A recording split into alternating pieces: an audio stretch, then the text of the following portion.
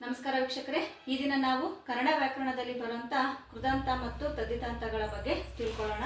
ಕೃದಂತ ಅಂದ್ರೆ ಕ್ರಿಯಾಪದಗಳು, ತದ್ದಿತಾಂತ ಅಂದ್ರೆ ನಾಮಪದಗಳು ಬರ್ತವೆ.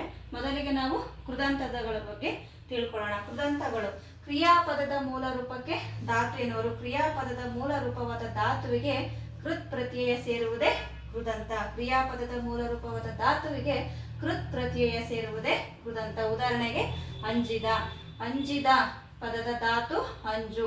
ಈ ಅಂಜು ಅನ್ನೋ ಪದಕ್ಕೆ ದ ಮತ್ತೆ ಆ ಅನ್ನೋ ಪ್ರತ್ಯಯಗಳು ಸೇರಿದ್ರೆ ಅಂಜಿದ ಆಗುತ್ತೆ. ಇನ್ನೊಂದು ಎಕ್ಸಾಂಪಲ್ ಹೆದರಿದ. ಹೆದರಿದ ಪದದ ಧಾತು ಹೆದರು. ದ ಮತ್ತು ಆ ಅನ್ನೋ ಪ್ರತ್ಯಯಗಳು ಸೇರಿದ್ರೆ ಹೆದರಿದ ಆಗುತ್ತೆ.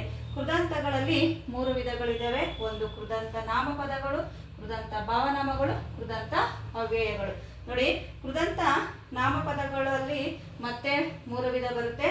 ಭೂತಕಾಲ ಕೃದಂತ, ವರ್ತಮಾನ ಮತ್ತು ಭವಿಷ್ಯತ್ ಕೃದಂತ, ನಿಷೇಧ ಕೃದಂತ. ನೋಡಿ, ಇಲ್ಲಿ ಭೂತಕಾಲ ಕೃದಂತ ಇದು ಯಾಕೆ ನಾವು ಭೂತಕಾಲ ಕೃದಂತ, ಇದು ವರ್ತಮಾನ ಭವಿಷ್ಯತ್ ಕೃದಂತ, ನಿಷೇಧ ಕೃದಂತ ಅಂತ ಯಾವ ರೀತಿ ನಾವು ತಿಳ್ಕೋಬೇಕು, ಅದು ಯಾವ ರೀತಿ ಗುರುತಿಸ್ಬೇಕು ಅಂತಂದ್ರೆ ನೋಡಿ, ಓದಿದ. ದ ಅಂದ್ರೆ ಆಗಲೇ ಕೆಲಸ ಆಗೋಗಿದೆ, ಓದಿದ. ತಿನ್ನುವ, ಇದು ವರ್ತಮಾನ ಬರುತ್ತೆ ಮತ್ತೆ ಭವಿಷ್ಯತ್ತಿಗೂ ಬರುತ್ತೆ. ಹೋಗದ, ಅದ ನಿಷೇಧವಾಗಿ ಹೇಳೋದು, ಹೋಗದ. ನಿಷೇಧ. ಈ 3 ದ ವ ಅದ ಈ 3 ಪದಗಳು ಬಂದ್ರೆ, ಈ 3 ಅಕ್ಷರಗಳು ಬಂದ್ರೆ ಇದನ್ನ ನಾವೇನಂತ ಕರಿತೀವಿ, ಕೃದಂತ ನಾಮಪದ ಅಂತ ಹೇಳಿ ಕರಿತೀವಿ. ಆಮೇಲೆ ಇನ್ನೊಂದು ಈಸಿ ಮೆಥಡ್ ಏನ್ ಹೇಳ್ಬೇಕು ಅಂದ್ರೆ, ಕೃದಂತ ನಾಮಪದಗಳಲ್ಲಿ ಒಬ್ಬ ವ್ಯಕ್ತಿ ಬರ್ತಾನೆ. ಇಲ್ಲಿ ಓದಿದ ಒಬ್ಬ ವ್ಯಕ್ತಿ, ತಿನ್ನುವ ಒಬ್ಬ ವ್ಯಕ್ತಿ, ಹೋಗದ ಒಬ್ಬ ವ್ಯಕ್ತಿ, ಆಡಿದ, ಓಡುವ, ಈ ರೀತಿ ಒಬ್ಬ ವ್ಯಕ್ತಿ ಬರ್ತಾನೆ. ಅದನ್ನ ನಾವೇನಂತ ಕರಿತೀವಿ, ಕೃದಂತ ನಾಮಪದ ಅಂತ ಕರಿತೀವಿ. ನೋಡಿ, ದ ವ ಹದ ಈ 3 ಇದ್ರೆ ಅದು ಕೃದಂತ ನಾಮಪದ. ನಮ್ಗೆ ಅರ್ಥ ಆಗ್ಲಿಲ್ಲ ಕೃದಂತ ನಾಮಪದ, ಇನ್ನೂ ಈಸಿ ಮೆಥಡ್ ಹೇಳ್ಬೇಕು. ಹೇಗೆ ನಾವು ಇನ್ನೂ ಈಸಿಯಾಗಿ ಐಡೆಂಟಿಫೈ ಮಾಡೋದು ಅಂದ್ರೆ ನೋಡಿ, ದ ಅಂದಾಗ ಆ ಸ್ವರ ಉಚ್ಚಾರ ಆಗುತ್ತೆ. ದ. ವ ಅಂದಾಗ ಇಲ್ಲೂ ಸಹ ವ ಸ್ವರ ಆ ಸ್ವರ ಉಚ್ಚಾರ ಆಗುತ್ತೆ.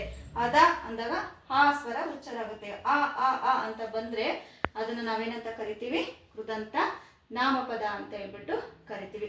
ನೆಕ್ಸ್ಟ್ ಕೃದಂತ ಭಾವನಾಮ. ಕೃದಂತ ಭಾವನಾಮ ಅಂದ್ರೆ ಭಾವಾರ್ಥಗಳಿಗೆ ಕೃತ್ ಪ್ರತ್ಯಯಗಳು ಸೇರಿದ್ರೆ ಅದನ್ನ ನಾವೇನಂತ ಕರಿತೀವಿ, ಕೃದಂತ ಭಾವನಾಮ. ಈಗ ನೋಡಿ, ಈಗ ಓದಿದರ ಭಾವನಾಮ ಓದುವಿಕೆ, ತಿನ್ನುವುದರ ಭಾವನಾಮ ತಿನ್ನುವಿಕೆ, ಹೋಗದರ ಭಾವನಾಮ ಹೋಗುವಿಕೆ, ಹೊಗಳುವುದರ ಭಾವನಾಮ ಹೊಗಳುವಿಕೆ ಬರಲ್ಲ, ಅಲ್ಲಿ ಹೊಗಳಿಕೆ ಬರಬೇಕು. ನೆನೆಯುವುದರ ಭಾವನಾಮ ನೆನೆಯುವಿಕೆ ಬರಲ್ಲ, ನೆನಪು ಬರಬೇಕು. ಪದದ ಗುಣಧರ್ಮ ಏನಿದೆ ಅದೇ ಹೇಳ್ಬೇಕಾಗುತ್ತೆ. ಗೊತ್ತಾಯ್ತಾ? ಈಗ ಓದುವಿಕೆ, ತಿನ್ನುವಿಕೆ, ಹೋಗುವಿಕೆ, ಆಟ, ಆಡಿದರ ಭಾವನಾಮ ಆಟ, ಓಡುವುದರ ಭಾವನಾಮ ಓಟ, ಈ ರೀತಿ ಪದಗಳನ್ನ ನಾವೇನಂತ ಕರಿತೀವಿ, ಕೃದಂತ ಭಾವನಾಮ ಅಂತ ಕರಿತೀವಿ. ನೆಕ್ಸ್ಟ್ ಕೃದಂತ ಅವ್ಯಯ. ನೋಡಿ, ಕ್ರಿಯಾಪದಗಳಿಗೆ ಬೇರೆ ಬೇರೆ ಪ್ರತ್ಯಯಗಳು ಸೇರಿದ್ರೆ ಅದನ್ನ ನಾವೇನಂತ ಕರಿತೀವಿ, ಕೃದಂತ ಅವ್ಯಯಗಳು ಅಂತ ಕರಿತೀವಿ. ಗೊತ್ತಾಯ್ತಾ? ಈಗ ನೋಡಿ, ಓದುತ್ತಾ, ಓದಲಿಕ್ಕೆ, ಓದದೆ, ಓದಲು, ತಿನ್ನುತ್ತಾ, ತಿನ್ನಲಿಕ್ಕೆ, ತಿನ್ನದೆ, ತಿನ್ನಲು, ಹೋಗುತ್ತಾ, ಹೋಗಲಿಕ್ಕೆ, ಹೋಗದೆ, ಹೋಗಲು. ನೋಡಿ, ಓದುತ್ತಾ, ಉತ್ತ, ಲಿಕ್ಕೆ, ಅದೆ, ಅಲು. ನೋಡಿ, ಓದುತ್ತಾ, ಉತ್ತ, ಓದಲಿಕ್ಕೆ, ಲಿಕ್ಕೆ, ಅದೆ, ಓದದೆ, ಓದಲು, ಹಲು. ಈ ರೀತಿ ಪ್ರತ್ಯಯಗಳು, ಬೇರೆ ಬೇರೆ ಪ್ರತ್ಯಯಗಳು, ಕ್ರಿಯಾಪದಕ್ಕೆ ಬೇರೆ ಬೇರೆ ಪ್ರತ್ಯಯಗಳು ಬಂದ್ರೆ ಅದನ್ನ ನಾವೇನಂತ ಕರಿತೀವಿ, ಕೃದಂತ ಅವ್ಯಯ ಅಂತ ಕರಿತೀವಿ.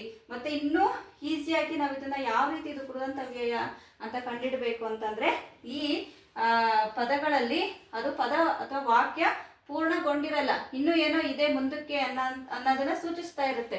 ಹಾಗಾಗಿ ನಾವು ಅದನ್ನ ಕೃದಂತ ಅವ್ಯಯ ಅಂತ ಅನ್ಕೋಬಹುದು. ನೋಡಿ, ಯಾವ ರೀತಿ ಅಂದ್ರೆ, ಈಗ ಓದುತ್ತಾ, ಅಲ್ಲಿ ಓದುತ್ತಾ ಅಷ್ಟೇ ಕೊಟ್ಟಿದ್ದಾರೆ, ಮುಂದಕ್ಕೆ ಏನೋ ಇದೆ ಅಂತ ಅನಿಸ್ತಿದೆ. ಓದುತ್ತಾ ಶಾಲೆಗೆ ಹೋದನು, ಓದಲಿಕ್ಕೆ ಶಾಲೆಗೆ ಹೋದನು, ಓದದೆ ಶಾಲೆಯಿಂದ ಬಂದನು, ಓದಲು ಶಾಲೆಗೆ ಹೋದನು. ಈ ರೀತಿ ಪದಗಳು ಇನ್ನೂ ಏನೋ ಮುಂದಕ್ಕಿದೆ ಅಂತ ನಮಗೆ ಅನ್ನಿಸ್ತಿದೆ ಅಂದ್ರೆ ಅದು ಕೃದಂತ ಅವ್ಯಯ ಆಗುತ್ತೆ.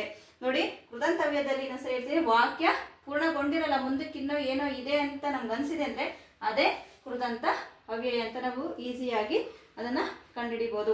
ಅರ್ಥ ಆಗ್ತಿದೆಯಾ ವೀಕ್ಷಕರೇ? ಕೃದಂತ ಅಂದ್ರೆ ಕ್ರಿಯಾಪದ. ನಿಮ್ಮ ಮೈಂಡಲ್ಲಿ ಫಿಕ್ಸ್ ಆಗಿಬಿಡ್ಬೇಕು, ಕೃದಂತ ಅಂದ್ರೆ ಅಲ್ಲಿ ಕ್ರಿಯಾಪದಗಳೇ ಬರುತ್ತೆ ಅಂತ. ಅರ್ಥ ಆಗ್ತಿದೆಯಾ? ನೋಡಿ, ನನ್ನ ಮಾಹಿತಿ ಇಷ್ಟ ಆಗಿದ್ರೆ ನನ್ನ ಚಾನಲ್ನ ಸಬ್ಸ್ಕ್ರೈಬ್ ಮಾಡ್ಕೊಳ್ಳಿ ಮತ್ತೆ ಲೈಕ್ ಮಾಡಿ. ಧನ್ಯವಾದ.